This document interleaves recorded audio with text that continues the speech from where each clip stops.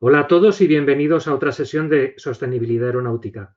Desde el Comité de Sostenibilidad del Colegio de Ingenieros Aeronáuticos y en 15 minutos buscamos impulsar y visibilizar los avances, retos y compromisos del sector aeronáutico en el campo de la sostenibilidad.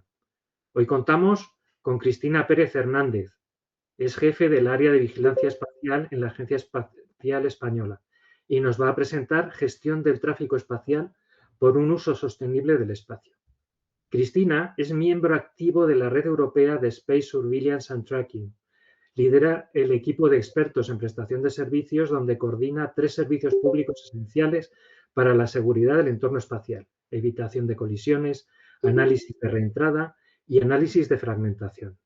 Su labor se centra en promover la sostenibilidad y seguridad en el espacio, así como en impulsar la colaboración internacional en el ámbito de la Space Situational Awareness. Su contribución posiciona a la red europea como una referencia dentro del ecosistema global de vigilancia y seguimiento espacial. Me parece que es la que puede explicar mejor todo lo que hay por encima de nuestras cabezas. ¿No es así, Cristina?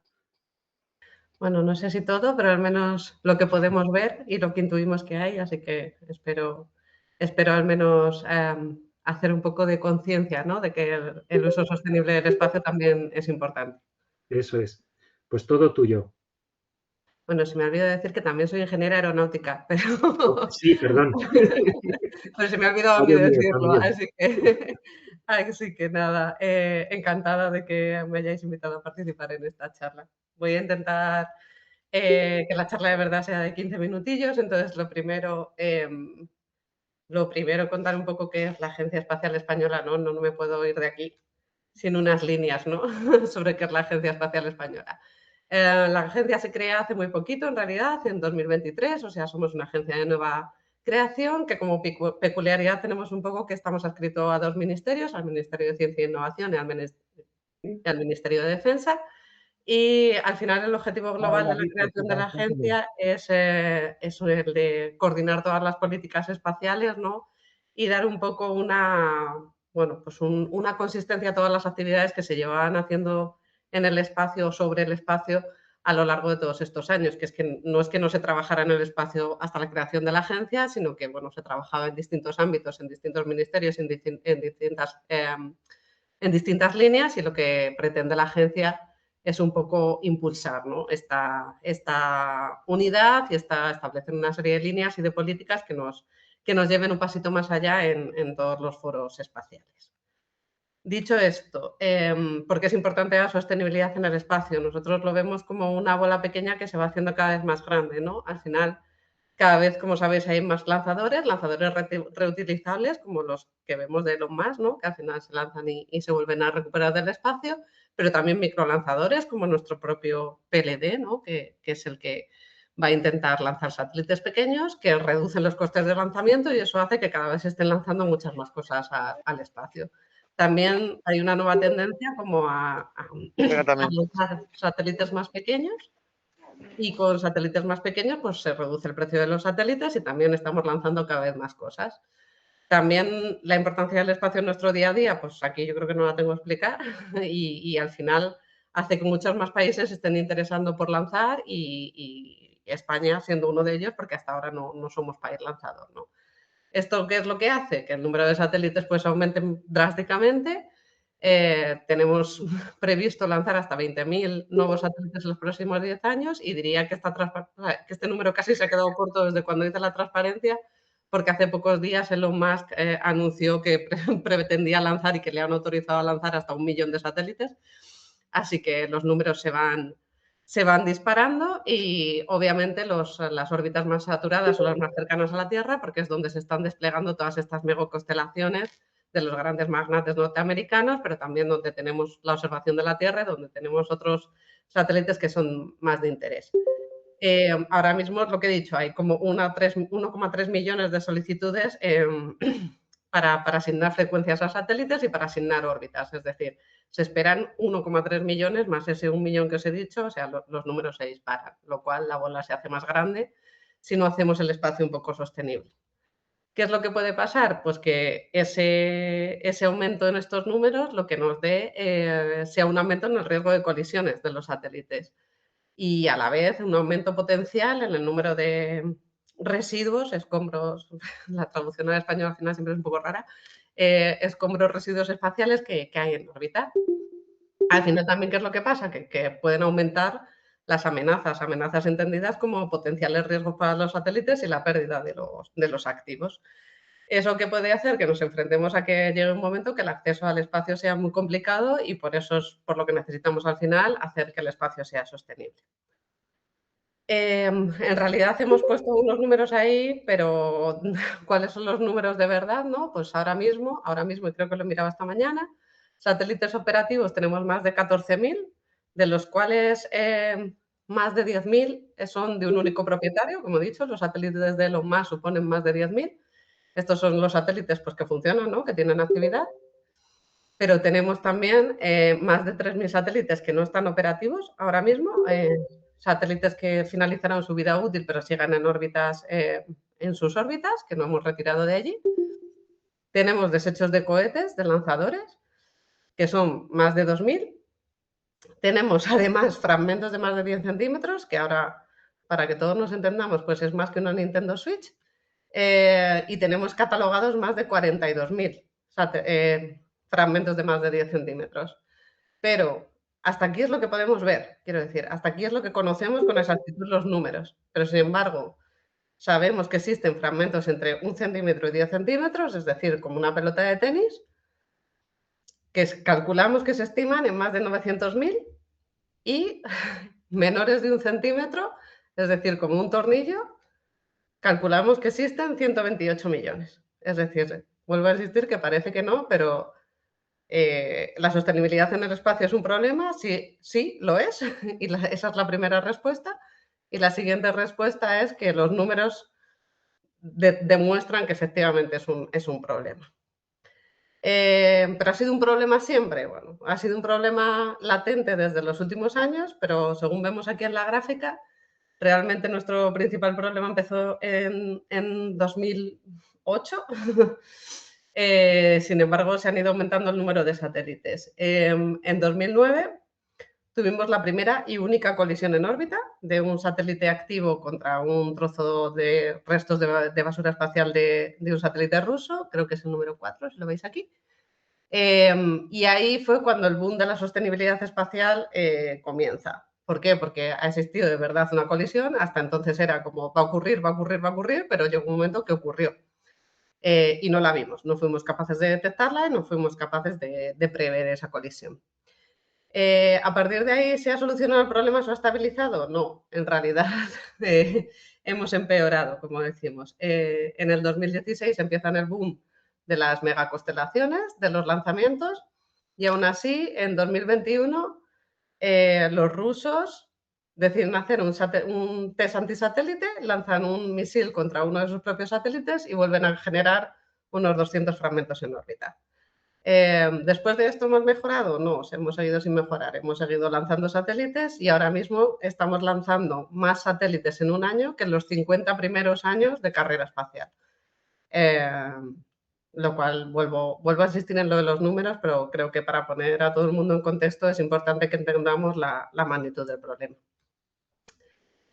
¿Realmente es un riesgo real? Si me has dicho, Cristina, que en 50 o 60 años de carrera espacial solo hemos tenido una única colisión, ¿realmente es un problema? Bueno, pues es un problema porque hemos tenido una única colisión porque hacemos algo. Si no hiciéramos nada, probablemente el espacio se saturaría en unos 10 años. Un solo evento, como hemos visto, puede tener enormes consecuencias y un solo evento en una órbita baja puede tener consecuencias que de verdad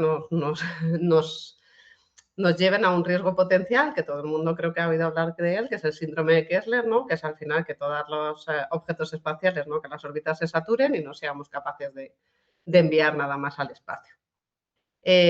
Solo como dato, las naves tripuladas, la China y la Estación Espacial Internacional, perdón, también sufren las consecuencias, a pesar de estar en una órbita bastante baja, donde potencialmente no debería haber mucho riesgo, maniobran de media unas 5 veces al año para evitar riesgos de colisión. Que maniobren este tipo de estaciones espaciales significa que todos los tripulantes se meten en una cápsula, se inician una serie de acciones en las que realmente existe un riesgo. ¿Se han producido daños por colisiones? Pues aparte de una pérdida catastrófica, podéis aquí ver imágenes. Al final, la velocidad a la que pueden ir los fragmentos lo que causa es que fragmentos muy pequeños, como os he dicho antes, de 1 milímetro tengan un impacto como de una bola de béisbol. Eso quiere decir que tenemos imágenes de impactos en paneles solares, en sus sistemas de determinados satélites que podrían tener consecuencias potencialmente catastróficas. Entonces, ¿qué podemos hacer? Aquí está la sostenibilidad espacial, ¿no? ¿Qué es lo que podemos hacer? Como he dicho, por debajo de 10 centímetros lo que podemos hacer realmente es protegernos. Son objetos que no vemos, que no podemos identificar todavía con las tecnologías actuales, pero sí que podemos hacer desde el diseño de los satélites, pues eso, proteger los satélites para que sean más resistentes a cualquier potencial daño. Por encima del metro, somos capaces de detectarlos y podemos avisar a los satélites de que realizan una maniobra para evitar esa colisión. ¿Y qué es lo que pasa? Que tenemos un vacío, ¿no? Entre 10 centímetros y 1 metro, lo único que podemos hacer ahora mismo es cruzar los dedos. Lo único que podemos hacer, bueno, cruzar los dedos e invertir en I+D, invertir en ciertas tecnologías para ser capaces de detectar esos riesgos de colisión, pero que sepamos que todavía hay un vacío en el que no podemos hacer nada más.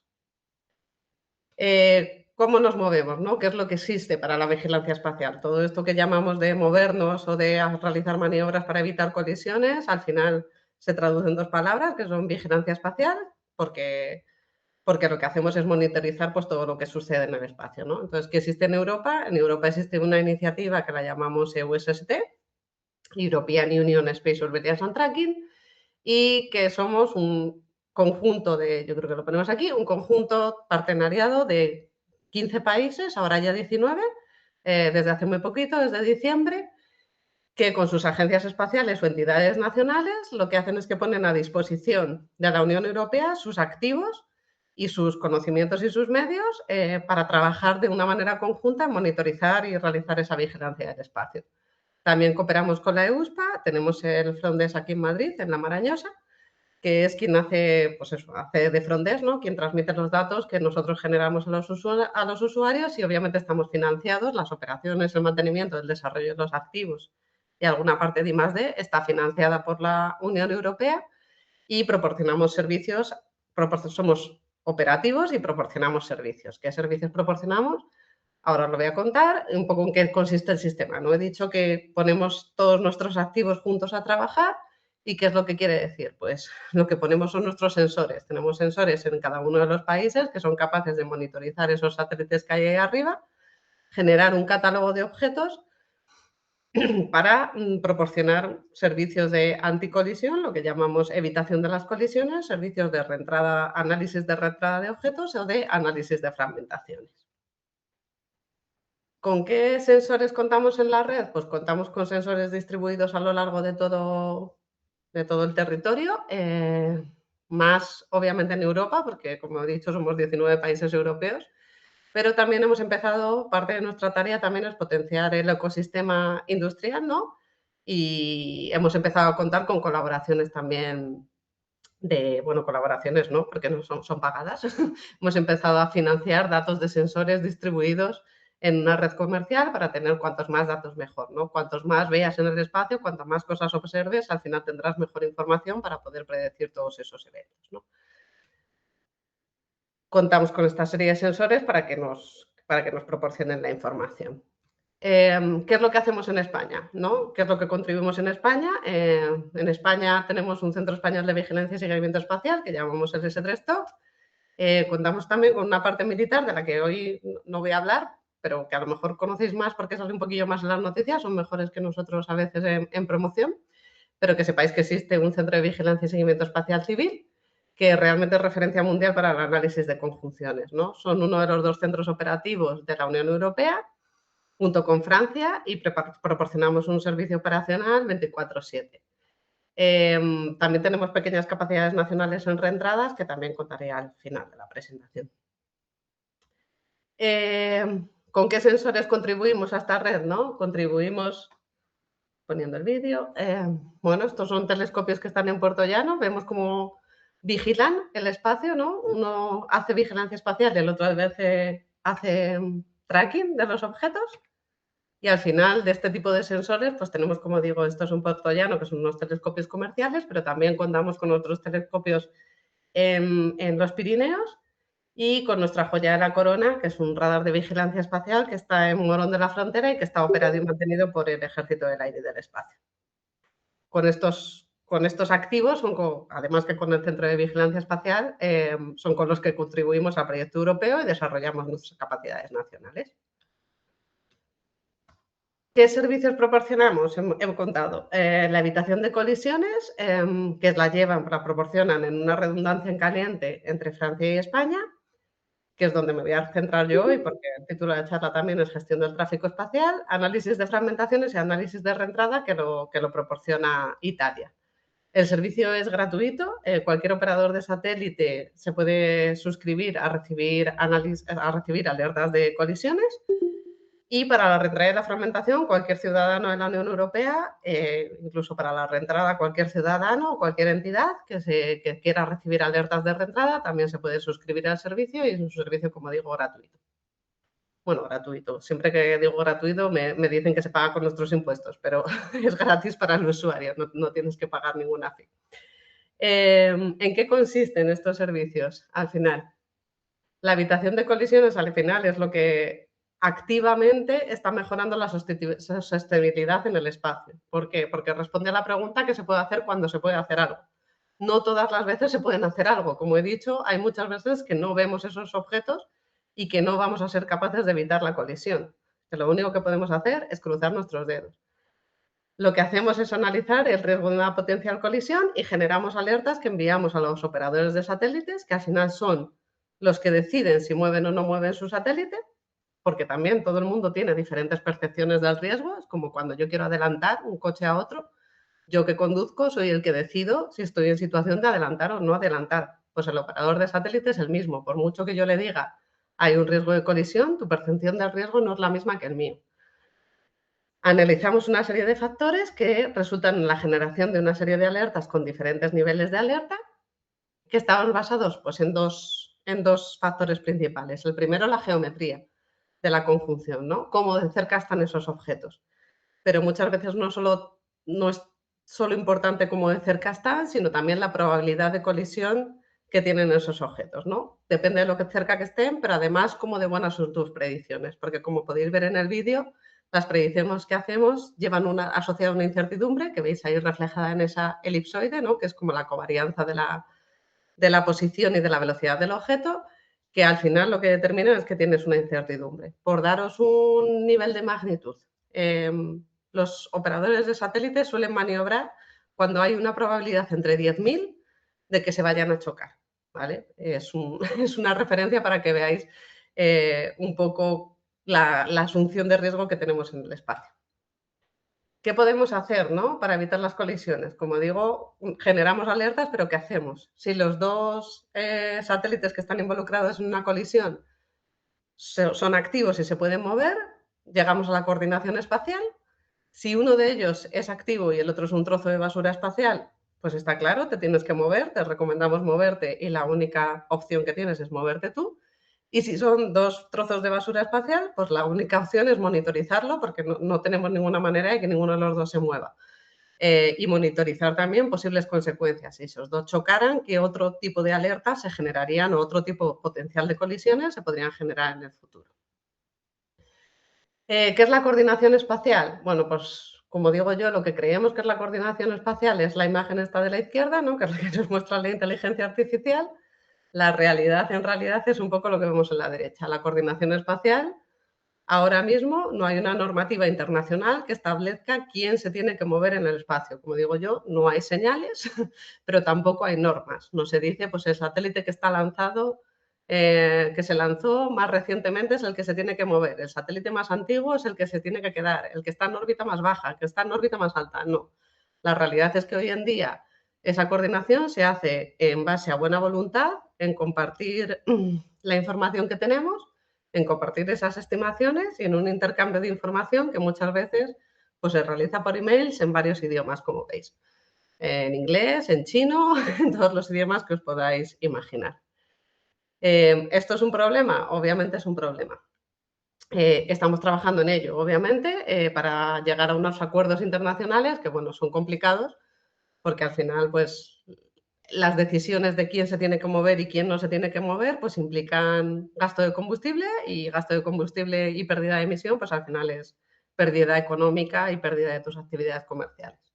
Pero es un trabajo que estamos haciendo a día de hoy, sobre todo la Agencia Espacial Española, pues primero con una ley espacial y segundo con un montón de foros, ¿no? En los que estamos intentando impulsar esta normativa, o al menos una serie de buenas prácticas para que, bueno, para que no entremos en un problema. Un par de slides nada más sobre reentradas, porque sé que en este foro hay muchísima gente de aeropuertos y de aviación, entonces creo que el servicio de reentradas a lo mejor quizás es el que hayáis visto un poco más. Reentradas son reentradas incontroladas de objetos espaciales en la atmósfera, y al final siempre la pregunta es la de siempre, ¿no? ¿Dónde va a caer? No sabemos dónde va a caer, es una realidad.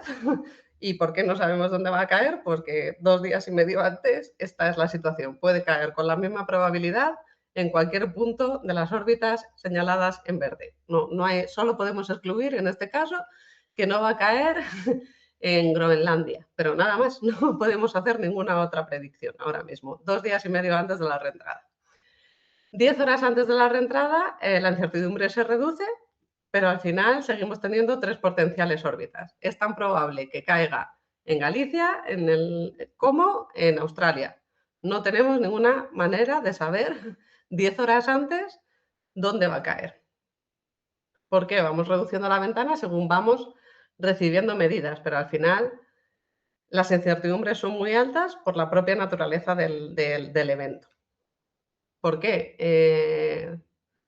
Normalmente realmente nunca predecimos dónde va a reentrar, predecimos cuándo va a reentrar, ¿vale? Porque lo normal es que a 80 kilómetros el objeto se desintegre y además los fragmentos se dispersen a lo largo de 2000 kilómetros, con lo cual predecir un punto de reentrada es muy distinto, o sea, es muy difícil, ¿no?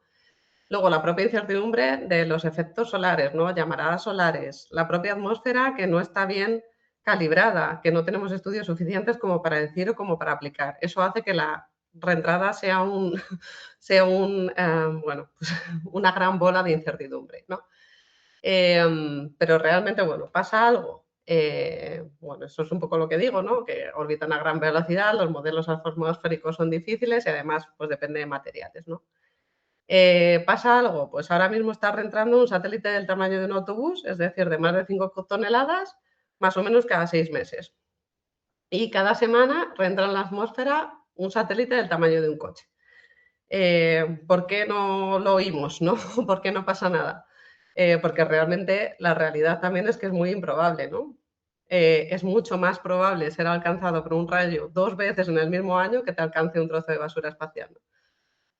Pues por muchos factores, también porque la mayoría del planeta es agua, porque las poblaciones se concentran en núcleos urbanos muy pequeños. Bueno, hay distintos factores, pero la realidad es que hoy en día no se tienen noticias de que haya ningún daño personal por una reentrada a un objeto espacial. ¿Eso quiere decir que no ha ocurrido nada? No, en España tenemos 2 ejemplos. Los primeros son las imágenes que tenéis aquí abajo, que es una reentrada de 2012 de un objeto que se recuperaron los restos de los fragmentos en Murcia, en Calasparra, y las noticias que tenéis aquí creo que son de 2021, si no recuerdo mal, cuando cerramos por primera 2022, cuando cerramos por primera vez el espacio aéreo por una potencial reentrada que pasaba por España. ¿Tiene sus efectos? Efectivamente tiene sus efectos y cada vez más, y una de las actividades que está realizando la Agencia Espacial Española es pues, mejorar esos análisis de provisión de reentradas, intentar también hacer un servicio más personalizado para los usuarios de aviación. Y por último, que me lo pregunta mucha gente, ¿pero toda esa basura no la podemos retirar? Bueno, si retiráramos objetos que estamos trabajando en ello, como por ejemplo la misión CAT, ¿no? Que es una misión de demostración para la retirada activa de escombros, liderada por España y que es un un ejemplo realmente de comportamiento en el espacio, ¿no? Si tiras algo ahí arriba, asegúrate que lo podamos recuperar.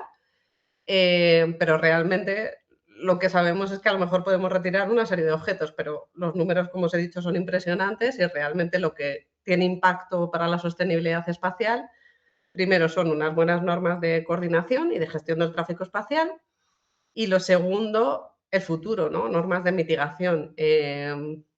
Ya tenemos un problema, no hagas el problema más grande. Creo que esta es mi última slide. Así que muchas gracias y si tenéis alguna pregunta, pues encantada de responderos.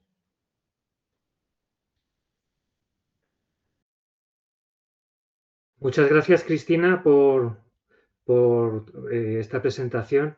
Evidentemente, a todos nos come la curiosidad y seguro que tenemos muchas preguntas, pero en las sesiones de 15 minutos, no, como luego tenemos que enlazar con el comité y demás, no tenemos tiempo para preguntas. Sí es cierto que si alguien tiene preguntas, las puede dirigir al Colegio de Ingenieros Aeronáuticos y allí le redirigiremos las preguntas a Cristina sin ningún problema.